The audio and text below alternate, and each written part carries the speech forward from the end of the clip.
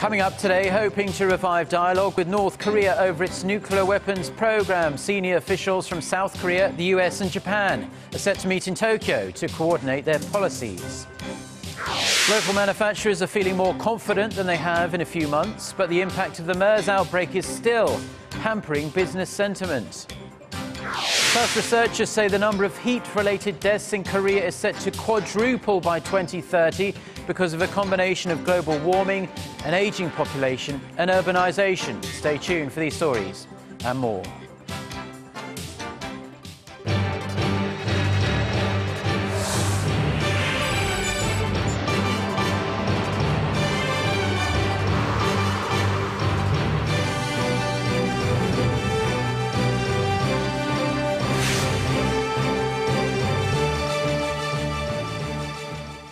Hello, it's noon on Friday, the 31st of July. You're tuned in to our midday newscast here on Arirang TV. Thank you for joining us.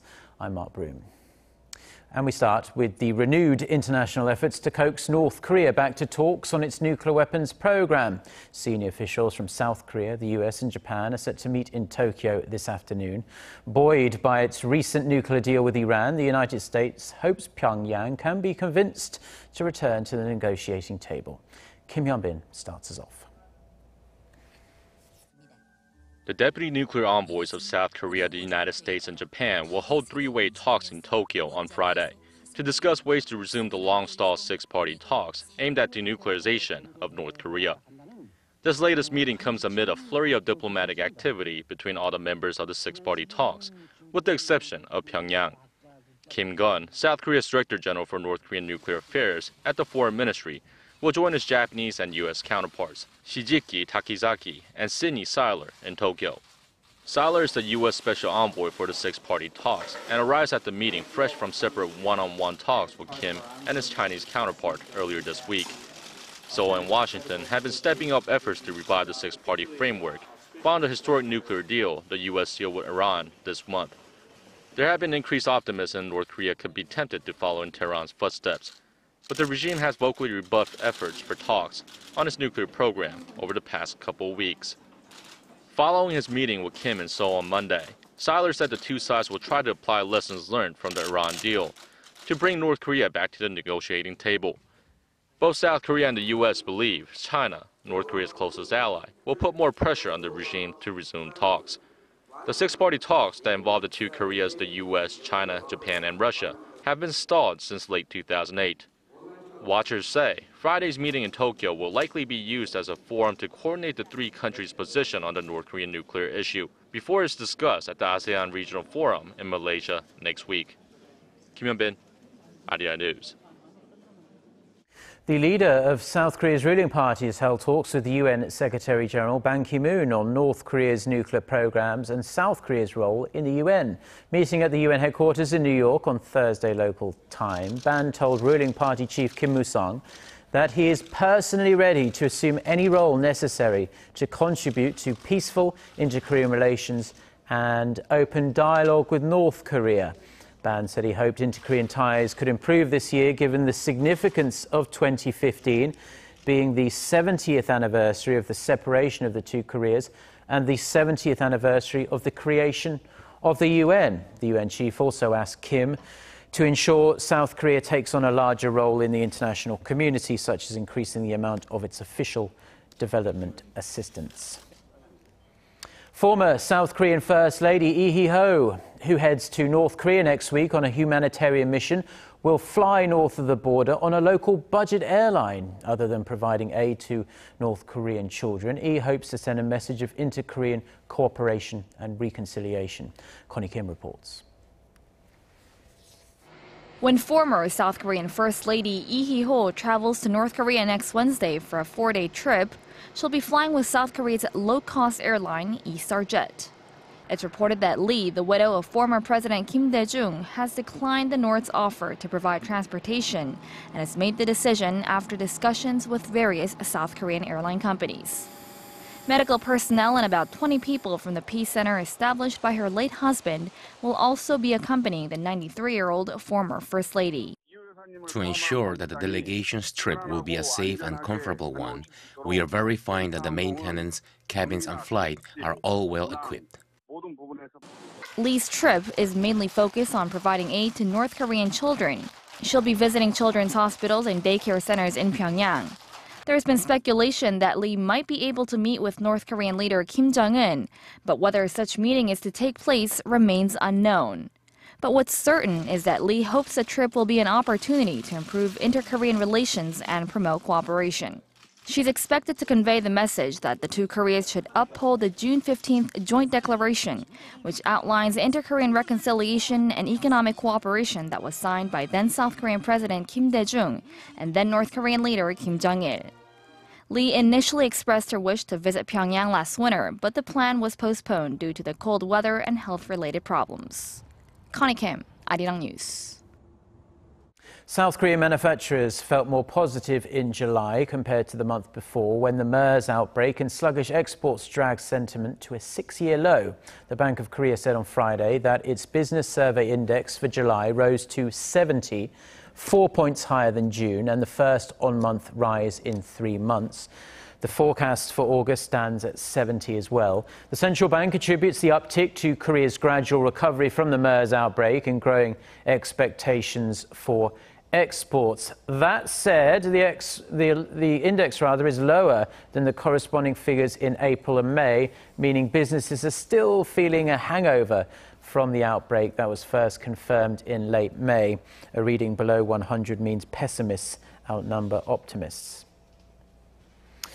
Korea has issued acceptance of the World Trade Organization's historic $1 trillion trade deal, making it the 9th out of the 161 WTO members to do so. The 8 other members, including the United States, Hong Kong and Singapore, have also secured acceptance of the so-called Trade Facilitation Agreement, which was concluded back in December 2013. The TFA, the first and most comprehensive multilateral agreement to be concluded since the WTO's inception 20 years ago, aims to eliminate red tape and custom barriers for merchandise shipped around the world. The WTO agreement does not enter force until 2/3 of the membership, or 108 countries, ratify it. The International Chamber of Commerce forecasts that the agreement will unlock a potential of over $1 trillion in global economic value and create at least 21 million new jobs around the world once it enters into force. The pact is also expected to boost Korea's GDP growth and exports in the long run.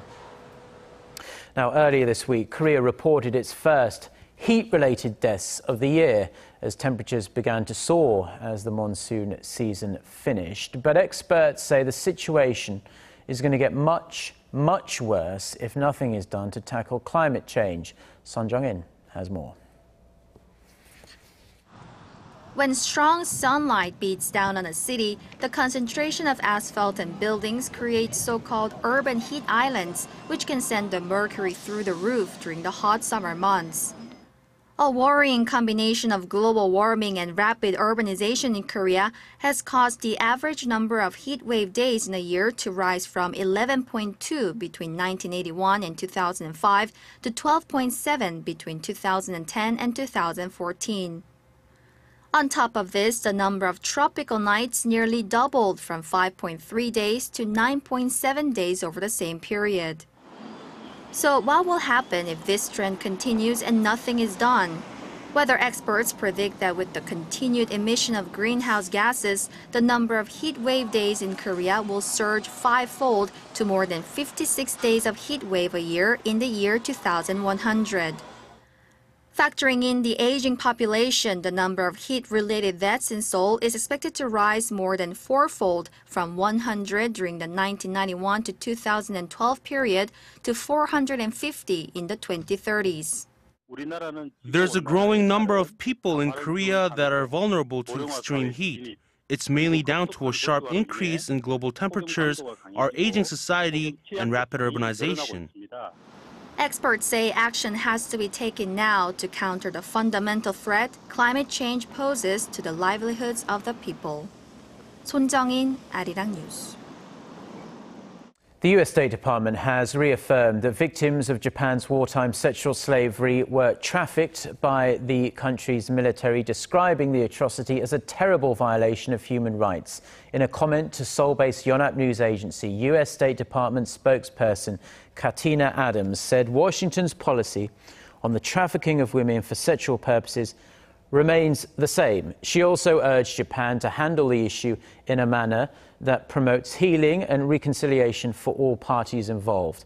The statement comes after some lawmakers from Japan's ruling Liberal Democratic Party keep pushing to whitewash Japan's wartime wrongdoings. They're calling on Prime Minister Shinzo Abe to take more aggressive measures to address what they claim are misunderstandings about the women who were forced into sexual slavery during World War II.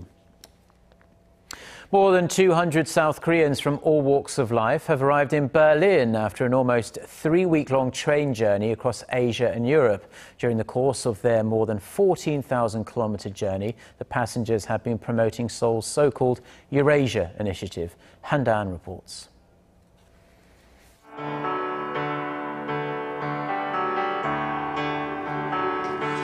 These members of the Eurasia Friendship Express expedition have traveled across 1/3 of the Earth's surface via train for the single purpose of raising awareness for the need for peace in Korea and Eurasia. After 18 days of their historic journey, they arrived in Berlin, their final destination and a symbol of peaceful reunification. My grandfather is Son Gi-jung, who won Korea's first Olympic medal here in Berlin. But sadly, as a Japanese delegate, it's truly meaningful for me to trace his footsteps, marking the 70th anniversary of Korea's independence. Since embarking on the special journey on July 14th from Seoul, the team has traveled 14,400 kilometers, passing Vladivostok and Beijing while holding various events in between. The members participated in global festivals at Lake Baikal of Siberia, where many Russians, Eurasians, and other Asians held hands to dance, and also paid tribute to Korean ancestors that sacrificed their lives fighting for the nation's independence in Russia's maritime province. A concert co-organized by Korean news outlet YTN was also held during the trip, which marked the 25th anniversary of the establishment of Korea-Russia relations. Foreign Minister Yoon Byung-se, who led the expedition, held talks with the members, mostly college students, throughout the trip. The expedition members are set to march the streets of Berlin, hoping for the peaceful reunification of the two Koreas. So with the grand finale performance, the expedition for peace will come to a rest. Han Dan, Arirang News. Now, a Korean-inspired food truck is tantalizing the taste buds of New Yorkers. Booming business has led to the opening of a permanent bricks-and-mortar location, and the Korean-American owner plans to open at least 8 more restaurants in the Big Apple. Hwang Sang-yi reports. Within minutes of parking up in this office-saturated Manhattan neighborhood, a huge queue forms beside the Korea barbecue food truck. Bowl with his sticky rice and spicy pork. The mobile restaurant, famous for its Korean-inspired kimchi-flecked burritos and rice bowls, has been one of the top lunch spots for New York's office workers since it opened 5 years ago. The sauce is really good. They have good chicken, like over rice. It's just really good, tasty. They're only in the area like once a week, so I come here every Monday.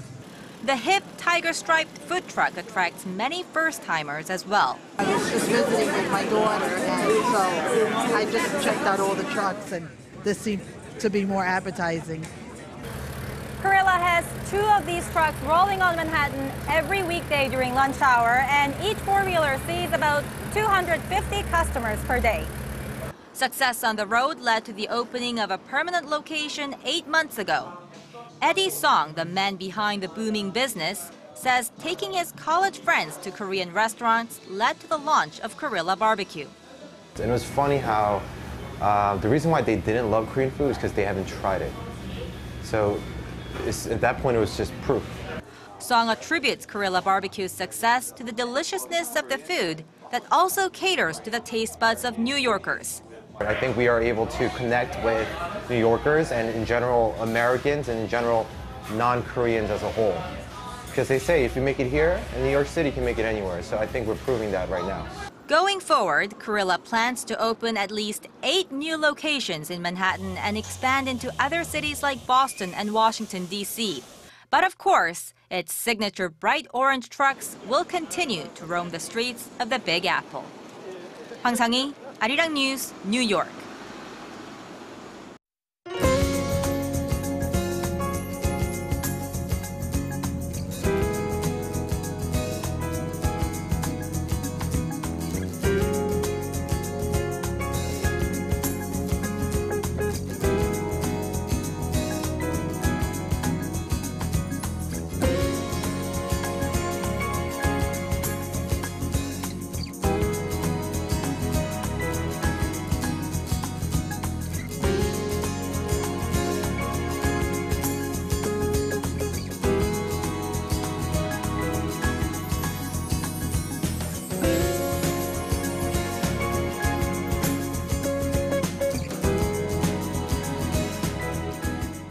Well, that's all we have for now. I'm Mark Broome. Have a wonderful weekend, and thank you as always for tuning in to Arirang TV, and we do hope to see you at the same time on Monday. Until then, goodbye.